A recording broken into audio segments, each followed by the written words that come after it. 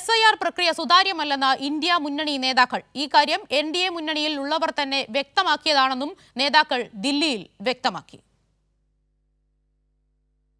ബീഹാർ നിയമസഭാ തെരഞ്ഞെടുപ്പ് നടക്കാനിരിക്കെയുള്ള തീവ്ര വോട്ടർ പട്ടിക പുനഃപരിശോധനാ പ്രക്രിയയിൽ തെരഞ്ഞെടുപ്പ് കമ്മീഷനെതിരെ രൂക്ഷ വിമർശനമാണ് ബീഹാറിലെ ഇന്ത്യ സഖ്യ രാഷ്ട്രീയ പാർട്ടികൾ ഉയർത്തിയത്. SIR പ്രക്രിയ സുതാര്യമല്ലെന്നും ഇനിയും നിരവധി വോട്ടർമാർ പട്ടികയിൽ നിന്ന് പുറത്താകുമെന്നും RJD, കോൺഗ്രസ്, CPIM, CPIML തുടങ്ങിയ ഇന്ത്യ സഖ്യ രാഷ്ട്രീയ പാർട്ടി നേതാക്കൾ വാർത്താസമ്മേളനത്തിൽ പ്രതികരിച്ചു. അപേക്ഷാ ഫോമുകളിൽ നിരവധി പിഴവുകളുണ്ടെന്നും ഇക്കാര്യം NDA സഖ്യകക്ഷികൾ പോലും തുറന്നു സമ്മതിച്ചെന്നും നേതാക്കൾ കൂട്ടിച്ചേർത്തു. രാഷ്ട്രീയ പാർട്ടികൾ ശുപാർശ തെരഞ്ഞെടുപ്പ് കമ്മീഷൻ കണക്കിലെടുത്തില്ലെന്നും CPIM പോളിറ്റ് ബ്യൂറോ അംഗം നിലോത്പൽ ബസു വാർത്താസമ്മേളനത്തിൽ പറഞ്ഞു.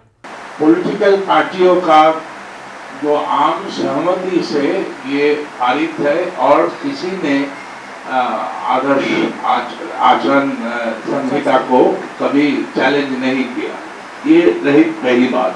दूसरी बात है कि हम देख रहे हैं कि एफिडेविट में उन्होंने ये बात को पुष्टि के लिए कि पूरे देश भर में വോട്ടർ പട്ടിക പരിഷ്കരണത്തിലൂടെ 65 ലക്ഷത്തിലധികം വോട്ടർമാർ പുറത്തായതായി തെരഞ്ഞെടുപ്പ് കമ്മീഷൻ അറിയിച്ചിരുന്നു. മാത്രമല്ല, സുപ്രീം കോടതിയുടെ നിർദ്ദേശം പോലും പരിഗണിക്കാതെയാണ് പ്രക്രിയയുമായി കമ്മീഷൻ മുന്നോട്ടു പോയത്. ഓഗസ്റ്റ് 1 അന്തിമ കരട് പട്ടിക പ്രസിദ്ധീകരിക്കും. കൈരളി ന്യൂസ്, ദില്ലി.